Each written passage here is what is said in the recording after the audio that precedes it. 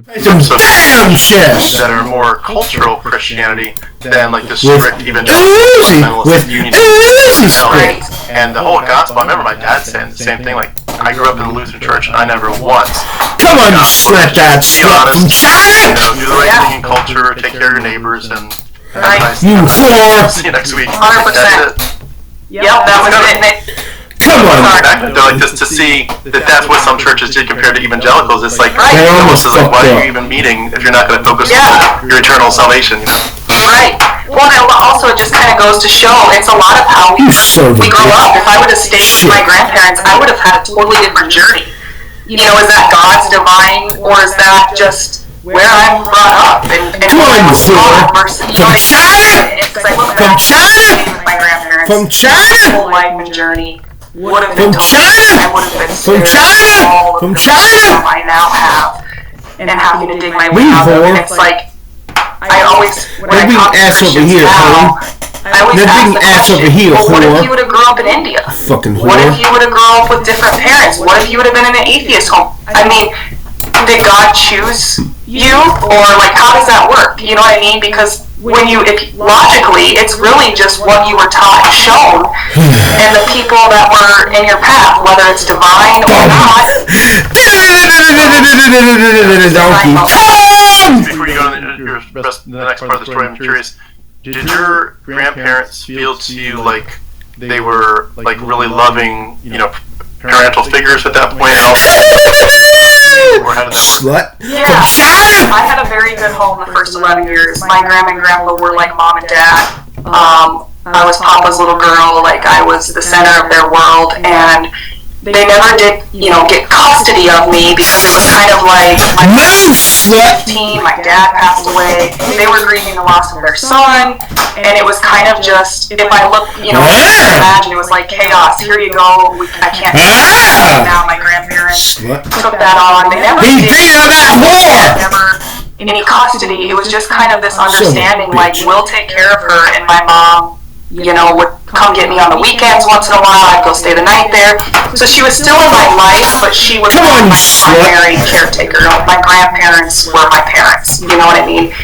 So, What do you think prompted her to shift gears when you were 11 and pull you back? yeah, so she ended up getting Suck my married dick, bitch. to an older man, and he was an evangelical Christian, more into the Bible stuff and more, you know, dedicated, and I think it was when she kind of finally got stability. You suck my She was dick, married bitch. to an older man, had a good job. You suck my She dick. was now in her You suck my 20s, more dick, stable, and I think it was just kind of like, I'm ready to take this on, and now I want my daughter back, you know?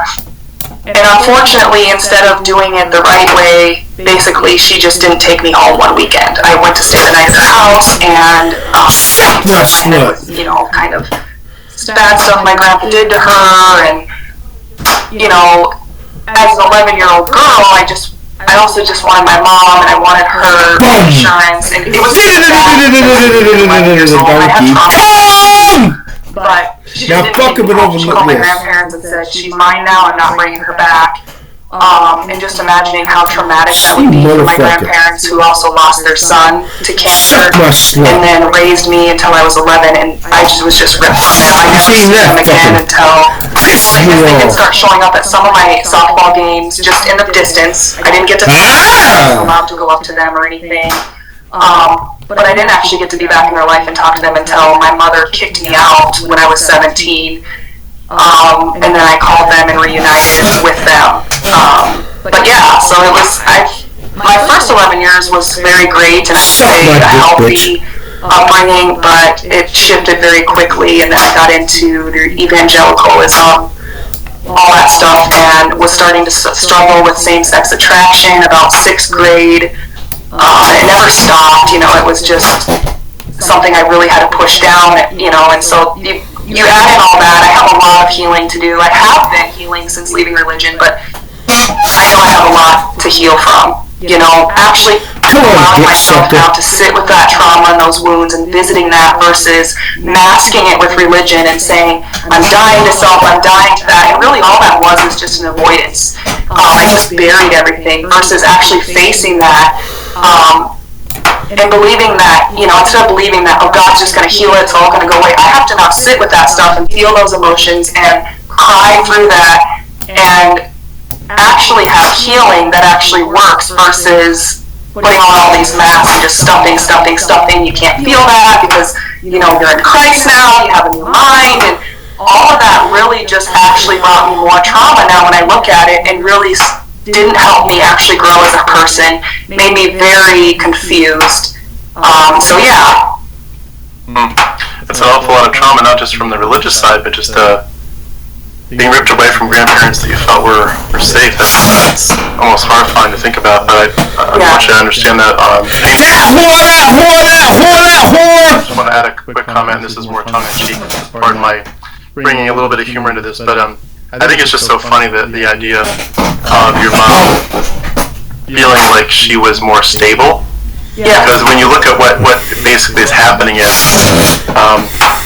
you're basically saying to yourself, if putting myself in her shoes, you're saying, now that I believe in a psychopathic demigod from the ancient Bronze Age who instructs genocide and stoning, and now that I believe in blood magic, and now that I believe that my own shit could burn in hell, now I'm stable. Now that I'm steeped in mythology, now I'm stable. It's such a weird thing. I know how it happens because even though that's not what people think of it as. They think of it as this is all real to them. So it feels real, but it's like this house of cards. But it's amazing how you can kind of put a little super glue here, super glue there, and you think this house of cards is like this lovely wooden or metal structure, and it's like, no, it's actually quite a house of cards. You just don't know it yet. And it's just crazy, but I get it. But it's funny, and it's also very sad. Yeah, well, that brings me to a side note too. My mom was raised very strict Jehovah's Witness. Her mom was, all the way until the day she died, very strict, but her mom was also abusive, physically, emotionally, mentally, and I believe it was because of the religion. Looking back, the stories that I've heard. So when my mom came over to evangelicalism, there was still a lot of that. I do remember even talking with her because we were taught to believe in hell, eternal torment. And that's what the Bible taught. She struggled with that. I remember talking to her one time as a teen, and she's like, I just don't understand how, as a father, as a good father, the perfect love, how you can eternally torture someone with no end for either not believing you or maybe whatever sin you were in. She's like, as a mother, thinking about my kids doing the worst of the worst, I could not sit and torment them with never letting up forever. She's like, I just can't really believe that, and that kind of got me thinking as a teenager, but at the same time, it just kept being reinforced to me when I go to church, when I would read the Bible, it really seemed like, which I'll get into later in my conversion, why I don't believe the Bible teaches that, but my mom had a lot of religious trauma too, and a lot of stuff in her upbringing. Now I can actually sympathize with her now that I'm on this side. I see things a little different now that I'm healing, and I'm able to kind of empathize with her, which I couldn't for years when I was super Christian. I was like, she's just a wicked sinner, and she's evil, and learning about trauma and stuff, and what religion actually does to you, and realizing how she was brought up and being abused on top of that by her religious mom, was shoving that down her throat. Really So going back to your timeline, when you were back with your mom, that's when you became exposed to evangelicalism. What was the church denomination, if you recall, and what were some of the things you began to hear from the preacher? Yeah, so it was a non-denominational evangelical church is the way I would describe it. I started getting into youth group. The gospel that I heard then was different than the gospel that I believed on when I became radical in my adult life, which we'll get into. It was more of a once saved, always saved, easy believism, faith alone, grace alone. I was confronted at youth group with my sin and how I was, born wicked, and I was never going to be able to please God. All my works were filthy rags. All that weight came on me. But Come on, you slut! That I heard as a teenager was basically, you just need to believe that Jesus died for your sins, he rose again, and that's going to be washed. And that was pretty much it. It wasn't until later that I became radical when I believed more of the repentance. I never heard repentance my entire childhood. I didn't even know what that was. until later down the road when, you know, I was all in. And I know some people, you know, when someone deconverts, the first thing they say is they were not really saved. You know, if you believe in once saved, always saved, you weren't really saved. If you don't, you walked away and fell away. Well, as you'll hear later in my story, I was about as radical as they could get. I was the person that would go out on the street in my free time. I would pray for people. You know, I even got into casting demons out of people. I would go share the gospel. I even at work in my patrol car would convert people on the side of the road, taking them to jail. Like, it was my entire life. It wasn't a side piece. I gave up every possible sin that I could think of. I literally, when you talk about crucifying your flesh, I put myself through literal torture. Everything was a sin. You know what I mean? And so, I mean, I wouldn't watch rated R movies. I wouldn't listen to music with anything questionable. I died to everything. You know, the same-sex attraction, which I'll get into later. I literally turned everything off. Like, I was all in, you know. I led Bible studies and even got online and did videos and preached and all that stuff. So, anyways, I'm getting a little ahead of myself. But yeah, I was... fucking damn it. As a teenager, it was easy believism. Later on, it was the other side of it, you know, so... God damn it. I can definitely relate to it. My journey took me down. God fucking damn it. And it's funny, I could even encapsulate them with the names of some preachers, and some people might be able to recollect. They might relate too, but there was a preacher I used to listen to, two preachers on the Christian radio, and they were literally back to back. And first guy was Charles Swindoll. And he talked all the time about grace, just simple grace. One of his books, maybe even called The Grace Awakening. But just grace upon grace. And then John MacArthur was preaching Lordship Salvation, which is like, you know, Christ is Lord, and if you're mocking him and you're saying, God, I'm not going to obey you, then you should question your faith, because a true Christian is not going to give God the middle finger. You're going to bow to your humble submission. So I remember hearing those two messages very much, and not that Charles Swindoll would have ever told people to go and disobey God on purpose, but just that the message is about grace. It's not about what you do, it's about what has been done for you on your behalf, and you really receive it. And the other side of the coin, of course, is John MacArthur's stuff of, you know, yes, that's true, but if you really did receive it, you'll want to be pure and holy and righteous. And it ends up putting you in a tailspin, like how holy is it not? How righteous is it? How on fire is it not? Exactly, yeah. It's amazing how common that storyline is. I've heard that from a lot of people, that those come into our equations. But anyway, so what was this exact reason that you switched from more of the easy believers and more, you know, strict, live for the Lord and be on fire from? What caused that shift? That whore! Jesus! That I was sex attraction. That was like a I didn't tell anybody. And my mom kicked me out at 17. She actually had read my diary and told all of my friends in public at a restaurant. She ran into my group of friends, including my boyfriend at the time, and told everybody I moved out because I was a lesbian. There was some emotional abuse going on one night. Basically, one night she... fucking damn it.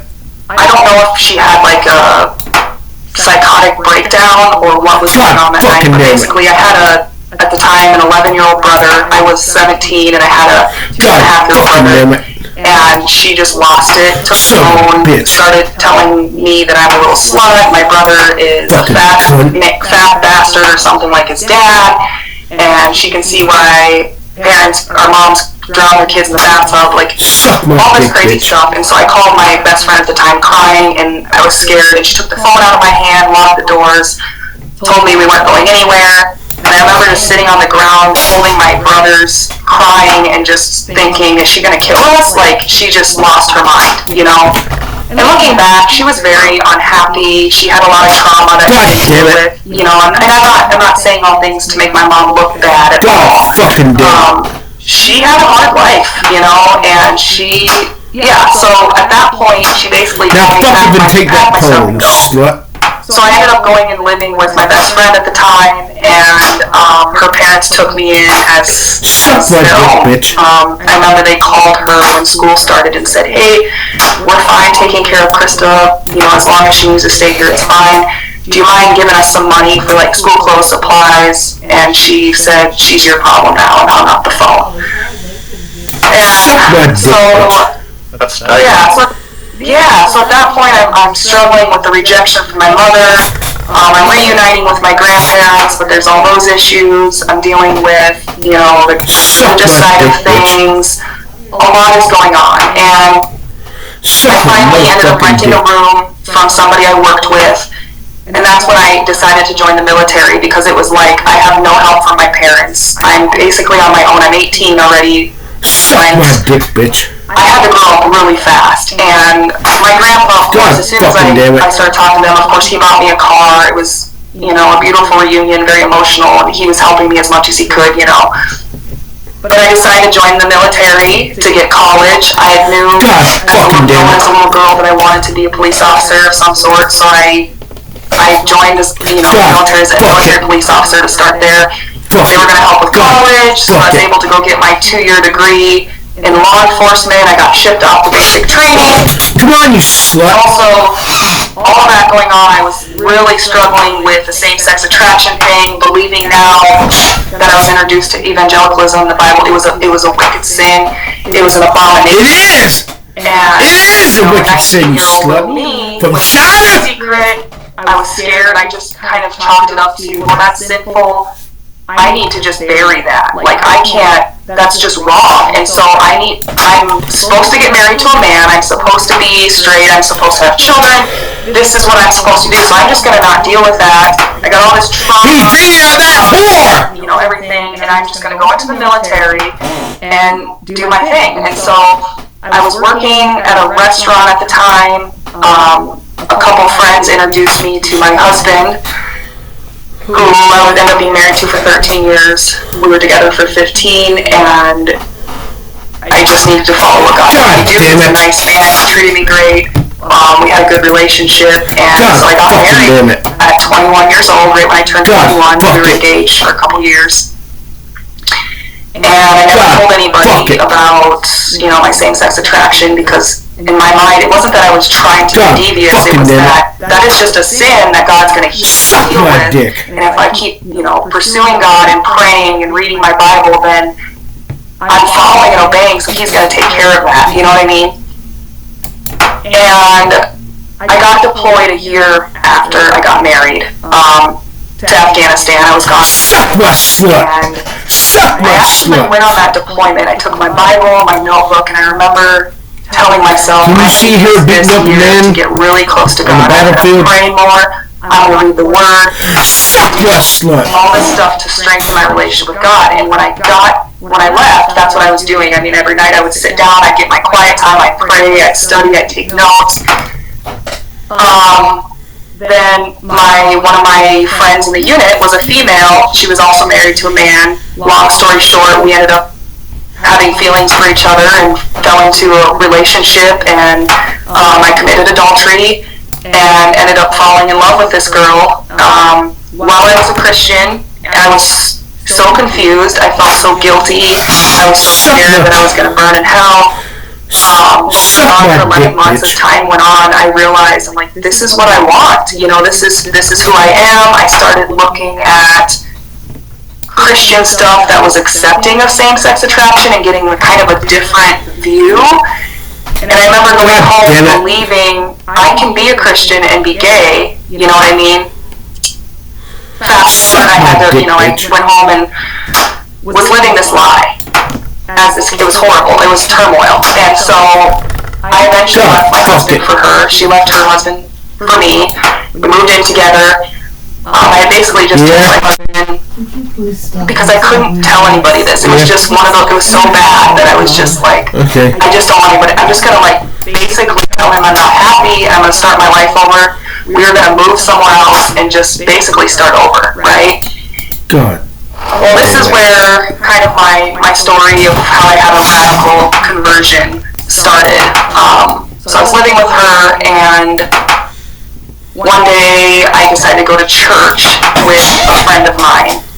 And this is the first time I had ever been to a church where it was repentance, turn or burn, totally different message than what I had heard in the Catholic Church or the, non-denominational, once saved, always saved church.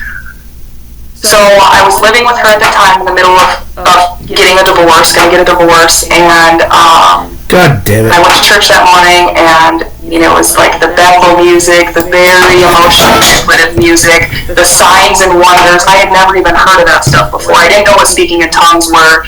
I'd never seen like a healing.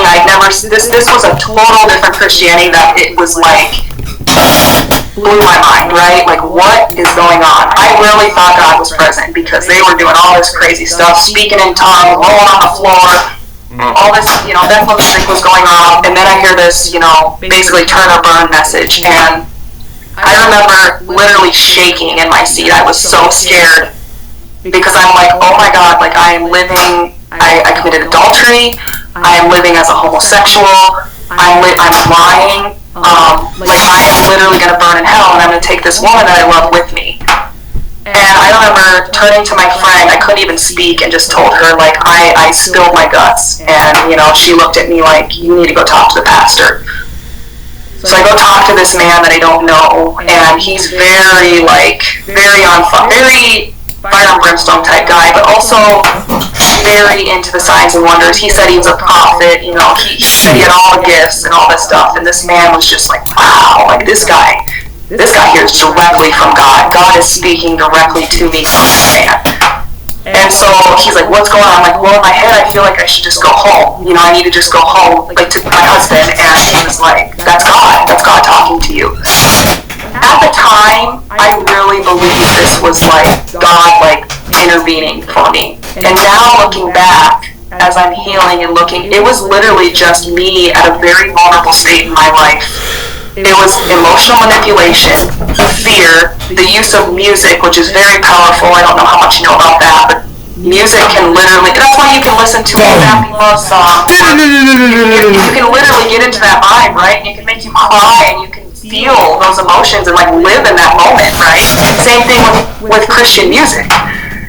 And so that day I left there, I got in my car, Do I have to shit my pants again? my husband, didn't call him, I walked in the door and I'm just crying, makeup all over my face, snot running down my nose, and he's like, what are you doing here? And I laugh now, but it's not funny at the time, but I just was like, God sent me. God sent me here. And at this moment, he didn't even know what I was really doing. He thought I just came home from Afghanistan, decided I didn't want to be married, realized while I was there that I wasn't actually happy and I made a mistake. And so I sit there and I spill everything to him. I tell him about my past in high school and my struggle and what I was doing then, and that I actually cheated on him. And then it started with, I need to tell somebody, so of course I call some family members, and I'm just going to kind of leave out some details just to kind of protect their identity and stuff, but I call some family members. They're, Christian at the time, they pray with me, reinforce the idea that I'm hearing from God. And tell them, what do you need me to do? I'll help you. And so basically what we did is we went to my girlfriend's house at the time and packed my stuff, and I told her, God told me I need to leave you, basically. Very traumatic. Like, at this point in my life, I was extremely happy. I've never been happier with somebody. I felt like my real self. What I truly wanted, like, our relationship was good at the time, and we had all these plans, and I basically had to rip her heart out and my heart out for, to follow God. And the next 2.5 years, I remember feeling like I wanted to die. I had such bad anxiety and panic attacks, and I just believed this was basically my chastening from God, and that I was dying to self, and this was my flesh being crucified. I gave up everything. I didn't cuss anymore. I didn't watch or listen to anything that had anything questionable on it. I was. You were saying your husband at that point? Yep. So I went back to my husband. He forgave me. We dove into this church hard. We got baptized together, and it was, I don't know if you know what the NAR is, New Apostolic Reformation. Yeah. I was into that. Signs and wonders, speaking in tongues, prophets. I had a prophecy spoken over me. It was like all of that stuff, right? So that's how we started our Christian journey. Now, fuck if I take that point. It was very extreme. Was he a Christian before then, or was that his introduction to it? So he was kind of like me. He grew up in a home where, like, they believed in God. They would say they were Christian, but they were not, like, radicals. Go to church all the time. It was more of, like, we honor God and respect that there's a God, and we believe in Jesus, and we're saved, and that's about as far as it went. So this was new to him. And he believed he was seeing signs, when he was worshiping. Like, I'm looking back and I just, like, the psychosis, like, it's crazy, like, how real it is when you believe it, you know what I mean? The demons that we would deal with, and the angels that were, this church claimed that, we would do fire tunnels, it wouldn't be an abnormal Sunday for someone to be rolling around on the floor, screaming, crying, speaking in blabbing. It was a small church too. It was like a really small church. So you had that side of it, but then also he was very like against sin, like repentance and like live strict and holy too. So yeah, sounds like a recipe for disaster across the board. Yes. So, did you feel on some level that you mentioned the word chastening, but did you feel like you were getting to a point where you were moving past, at least temporarily in that time frame, the homosexual desires, and did you feel like you were finding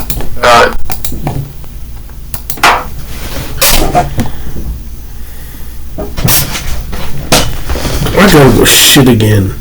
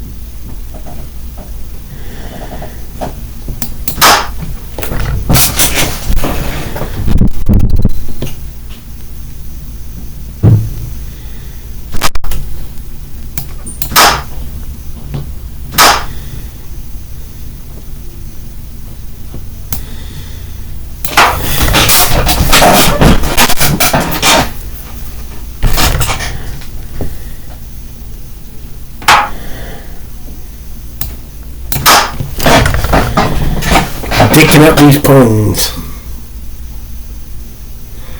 Man, I could have fucked his butt.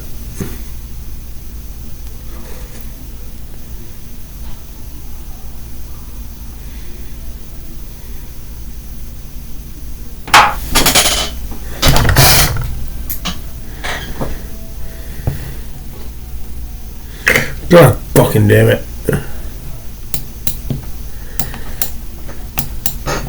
Come on, you bitch.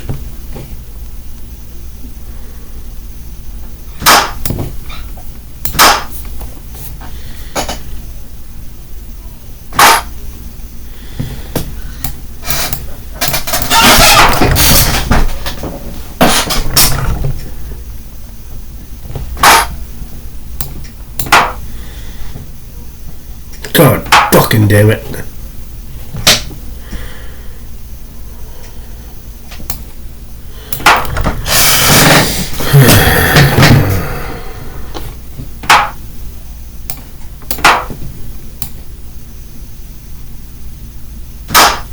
God damn it.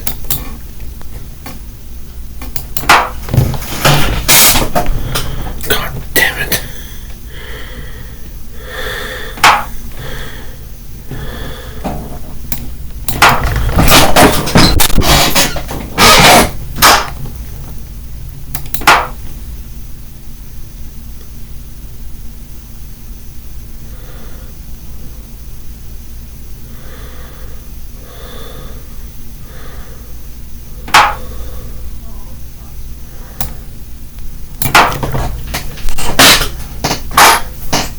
God damn it. I go with shit. God fucking damn it.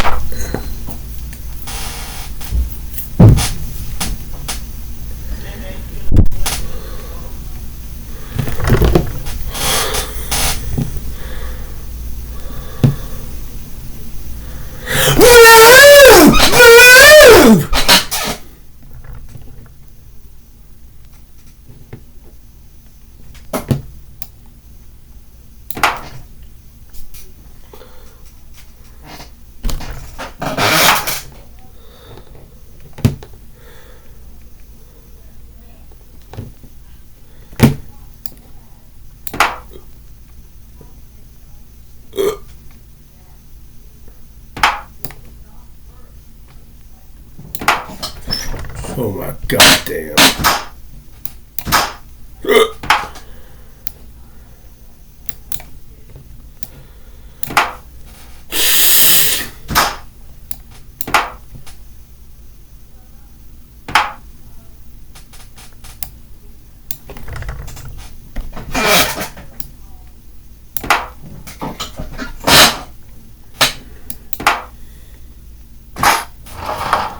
God damn it.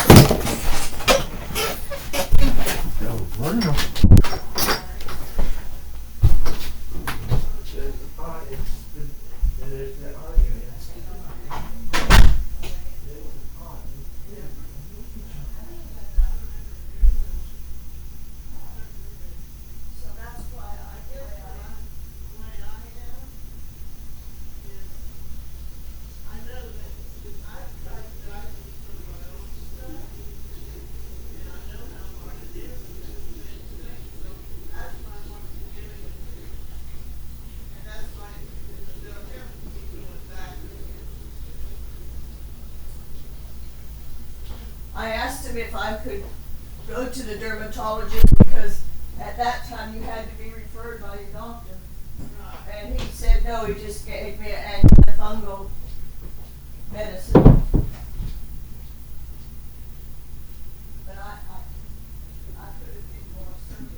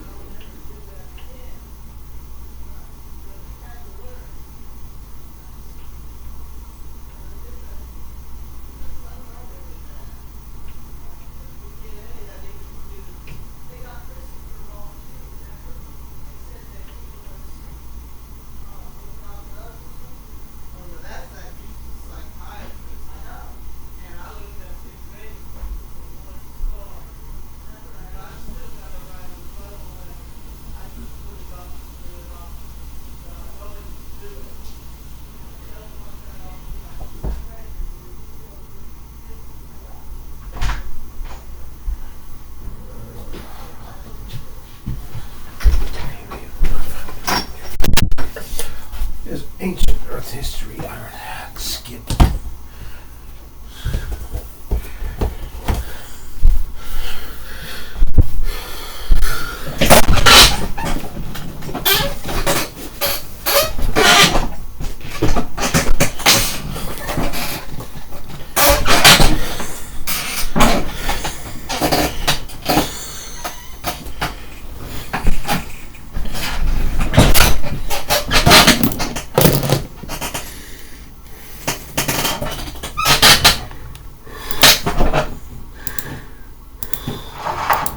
That your marriage was being restored, at least on the surface? Or did it? On the surface. Yeah, so I really believe that. I remember, we would send in thousands of dollars to these, because they were also the sowing seed for your need. So me and my husband would send money in, believing for our marriage to be healed, believing for me to not struggle with same-sex attraction. We didn't have that much money. We were sending it off everywhere because that's how God, gives something uncommon that you don't have, and then it's literally was emotional manipulation, and I started to believe it was working. Looking back, yes, I suppressed it enough to where I wasn't, after a couple years, I wasn't necessarily struggling with attraction. There just wasn't anything. I was just sexually dead. My desire for men or my husband never came back. We struggled with that our entire marriage. Then reading the parts of the Bible where my body's not my own, I remember, not to get too personal, but, we're all adults here, but I remember crying during that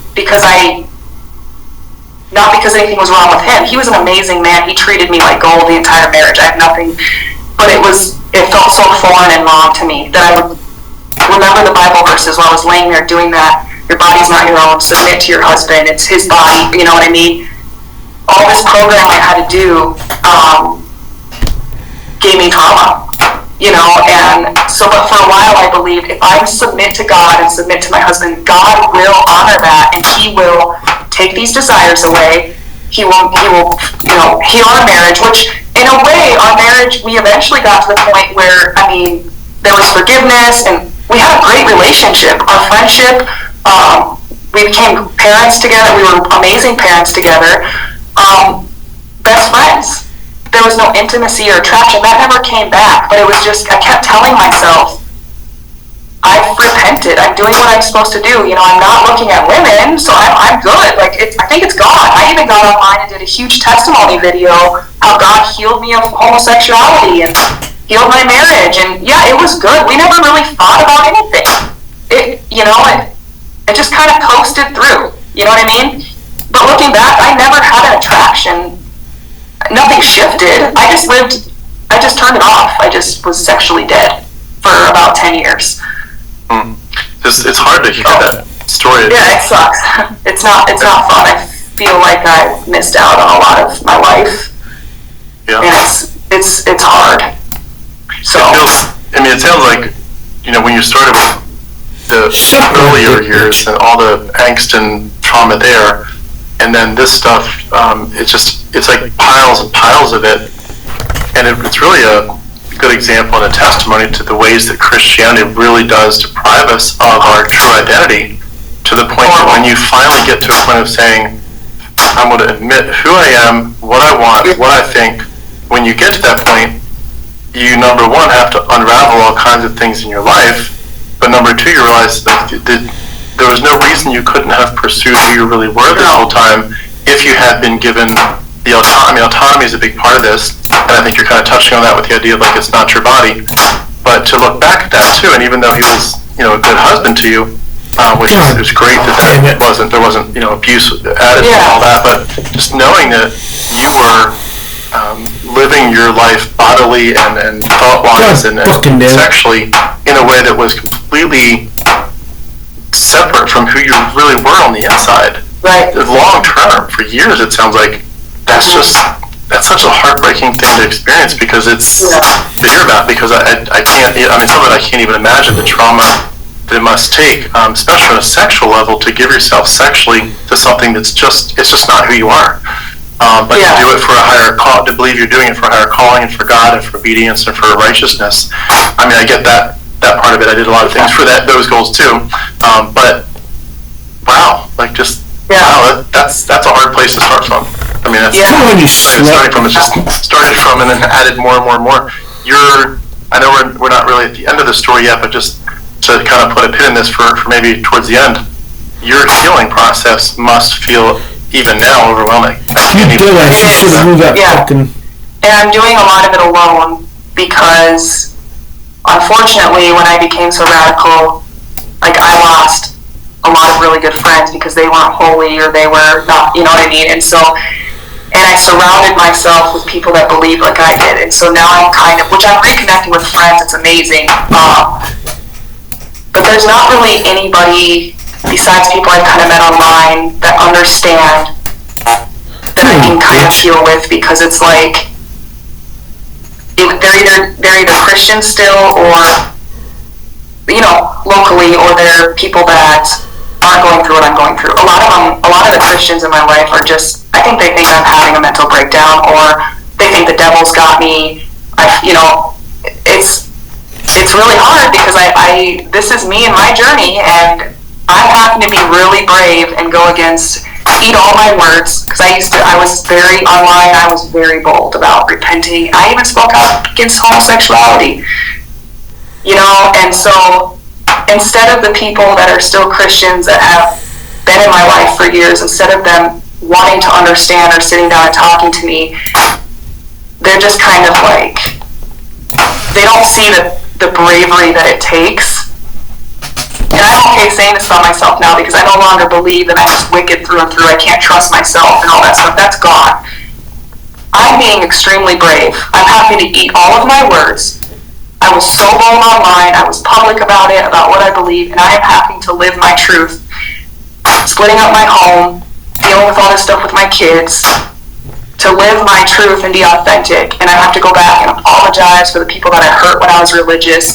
And instead of the people that claim that they love me, and I'm not knocking them because I was the same way, it's the religion, it's not them, I get that, but they can't walk alongside me and sit with me face to face and try to realize the struggle and what it's like to live, try to force yourself. It's like, it would be the same way as a straight person forcing themselves to be with someone of the same sex. It's the same thing, and I want to look at these people and say, like my female friends, I want you to force yourself to be with a woman because that's what's right, that's what God says, that's what this book says, that's what society says. I want you to lay under them, and I want you to have sex with them, and I want you to, do all these things, and because that's what you're supposed to do. And tell me how that feels. It's horrible, and instead of a lot of these friends and family wanting to sit with me and understand and empathize, because as a Christian, at least I couldn't have real empathy. It was fake. I had to do it through the lens of the judgment. In my mind, I'm judging everything about them, but I'm trying to pretend not to. I couldn't actually love people and see them like I can now. I couldn't do it.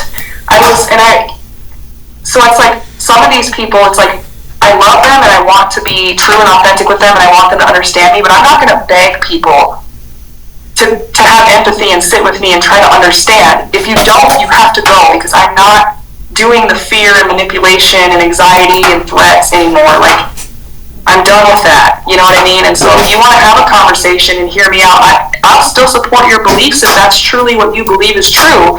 But if you can't support me, I can't have you in my life because you're literally just adding to my trauma, And so, yeah, I think too, one of the patronizing things that happens, and I've had happen to me, is that if you've been through any kind of trauma or hardship, and especially if you've ever made any kind of mistakes where people would say, well, you really did actually make some poor mistakes here or there in that situation, they end up kind of putting you in the category of you're just like a lost soul.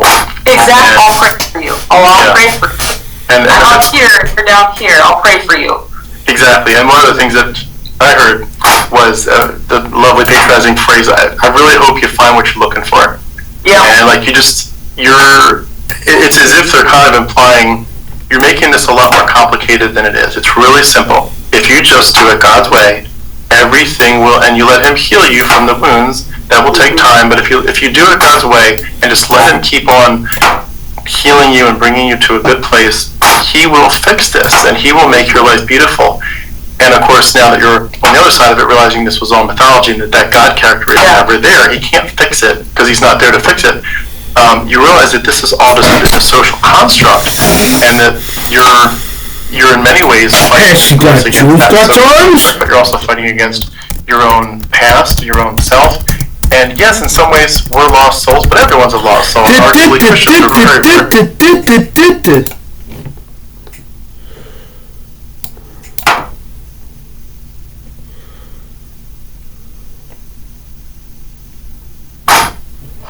God damn it.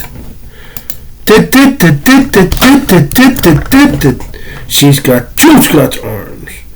She's got two Scotch arms. She's got two Scotch arms.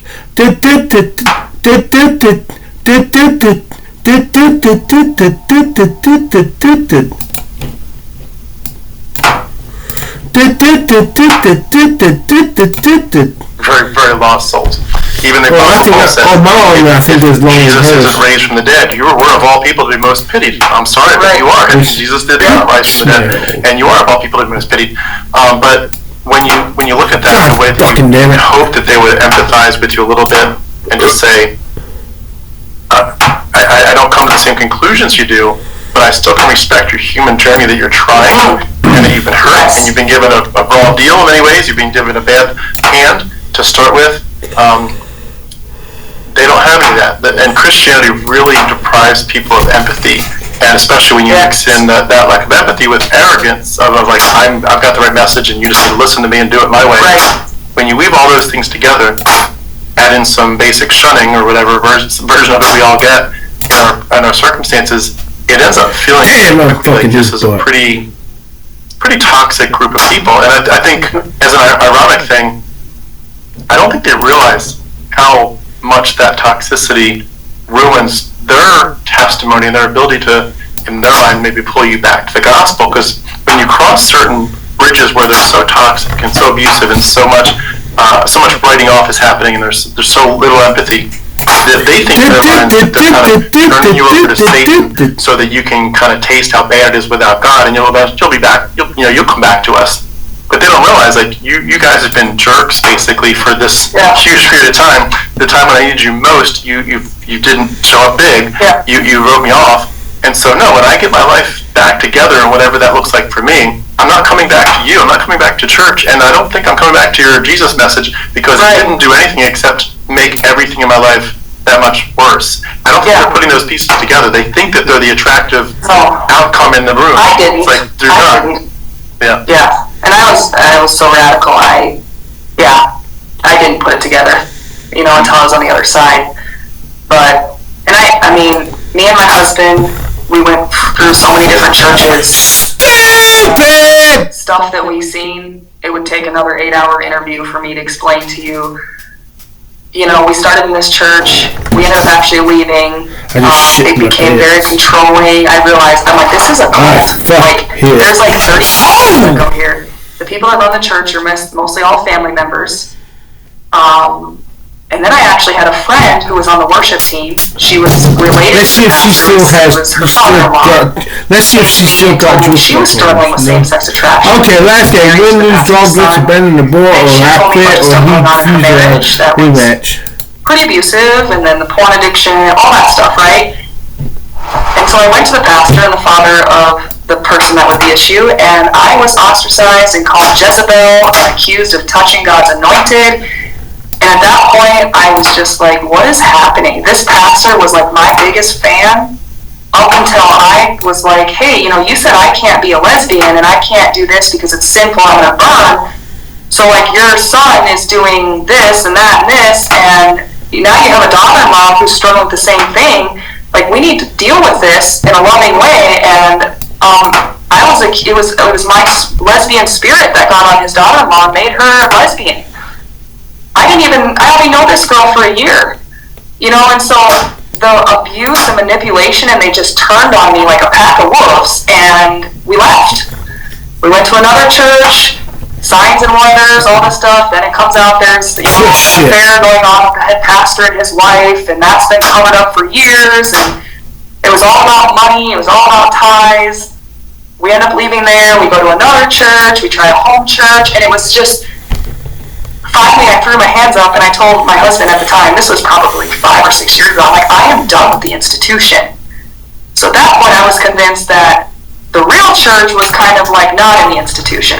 Then I went on that thing. Like, it's not the institution, it's not the 501c3 tithe, people that are getting paid, it's the people that are on the streets that are not an institution, that are meeting in homes, breaking bread. So then we got into that kind of movement, right?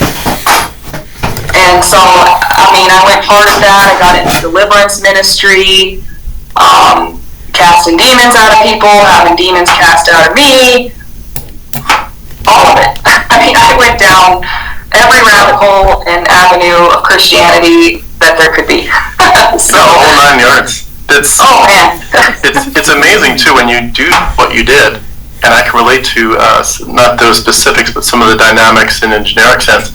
You really get to a point where you realize you're trying different things, yes, but what you're really doing in a very generalized sense is you're kind of saying to God, I need you. I need you to show up big, and just, this seems so complicated or like it's not working, but I know in my head and my heart that it can't not work. Like, there's something wrong that's being messed up, because we're humans. Humans are messing this up. The church, like you said, as an institution, is messing up your plan, God, but I know that you're perfect. I know that you don't make mistakes. I know you can't mess up. So please help me to get past myself and this church stuff that seems so, yucky and messed up, and just get me back to the basics of you, of your love and the gospel. Get me back to you. I want to be, I want the fatherhood of God and the love you have for me to just wrap me in your loving arms and fix my heart. And I want to keep this simple. At that point, you're basically saying, like, God, I believe you can fix this. I believe you can simplify all these weird things, and I believe that at the end of the day, we're all going to all glory is going to go to you, God, for fixing my life and my angst. And again, you can kind of play that game for a while, and I certainly did.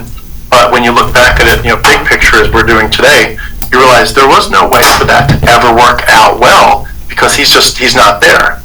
And so what we're really doing in the reality of it is we are psychologically tricking our own minds to say, this is okay, we'll get through this, we'll get through this. And the we is not us and God, it's actually us talking to ourselves, which we realize it's far too late. But you're kind of psyching yourself up to saying, you can take a little bit more of the cast. You can take this weirdness a little bit longer.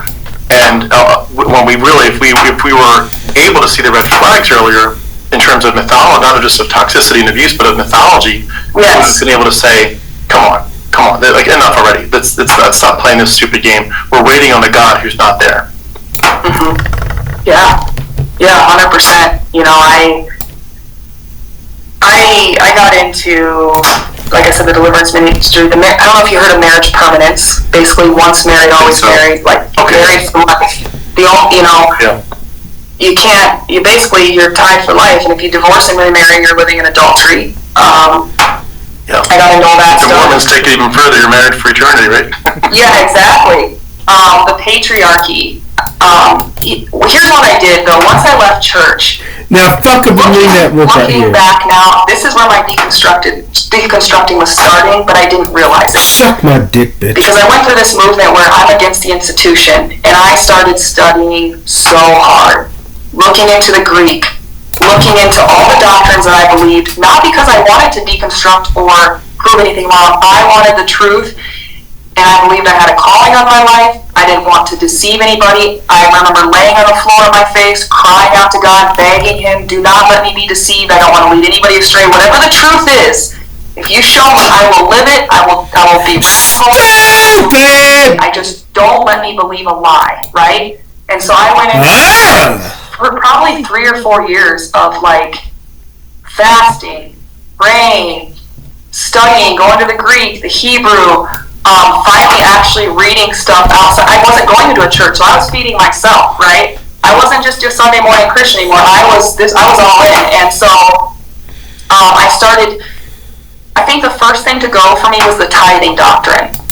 When I studied that out and my eyes were open to like the shamanism that is going on, like these people are literally up there using Malachi, telling you, basically, you don't give these preachers your 10%. You're cursed. God is going to curse your marriage, your life. When I studied that out from the Old Testament to the New, and I was like, oh my gosh, like this is literally a lie. This has nothing to do with the churches. This was for Israel. This was like their taxes. This was for the temple. We don't have a temple. These pastors are literally. This has nothing to do with the churches. This is literally a lie. This has nothing to do with the churches. This was for Israel. This was like their taxes. This was for the temple. We don't have a temple. These pastors are literally using their taxes. This was for the temple. We don't have a temple. Spit. She had a little extra treat. Was spit. These pastors are literally using these like a pack of wolves to freaking rob people of money and using fear. So that was the first thing that came up, and I was mad. I remember being so angry that wrote all these studies out. I even posted them on Facebook, disproving that the Bible does not teach that you need to go to a church and give your money or you're cursed. And I did the Malachi thing back in its proper context. That was the first thing that fell apart for me, and that was huge because I was of the belief that you sow a seed for your need, you send money to the church, God's going to bless you. A pastor we had even preached something called tithers' rights. I don't know if you've heard of that, but basically, if you're a faithful tither, when you call on God for something, you're pulling on your rights, and basically, He has to answer you. No, that's fascinating. It's like you're. It's crazy. You've kind of preemptively paid off Santa. Now Santa has to deliver. Oh yeah. And then it got to the point where, okay, I'm not going to a church. At first, before debunking the tithing thing, I'm not going to a church. You know, I'm in sin. I need to send my money somewhere. So let's find a ministry to send my 10%. So I'm still, in God's grace. And I know people that still do that to this day. They don't go to church, but they send 10% every month somewhere because they're so scared that God's going to curse them if they don't. This is the type of trauma and manipulation that people from because it really jacks with you. And so I started. Man, I fucked up. Seeing the rapture doctrine was another thing that I was taught. That Jesus is going to come and He's going to whisk all the Christians out of the air, and we're going to go to heaven. And all these bad people who deny Him and stuff, they're going to be they're going to go through hell on earth for 7 years until they either give it up or they're going to burn. Then they're going to be thrown into the lake of fire, and I'm just going to get to whisk away because I give it up or they're going to burn. Then they're going to go through hell on earth for 7 years. Until they either give it up or they're going to burn. Then they're going to be thrown into the lake of fire, and I'm just going to get to whisk away because I believed in this Jesus, Then that started, because I was now reading the Bible for myself, not just getting it on Sunday. I was going to the original language, I was cross-referencing, and I'm like, the Bible doesn't teach a rapture. What is going on? That's our fun part. And then every time I would do that, it was like more motivation to dig deeper. Not because I was trying to disprove Christianity, because I wanted people out of the institution. I wanted them on fire for God. I wanted them to follow the real gospel. I wanted them to live holy, and I wanted to be more radical, and I wanted to be in the truth. And I started to believe the institution was like part of the beast system, the Antichrist system, versus the truth. Like in the first century was kind of underground and being persecuted, while the institution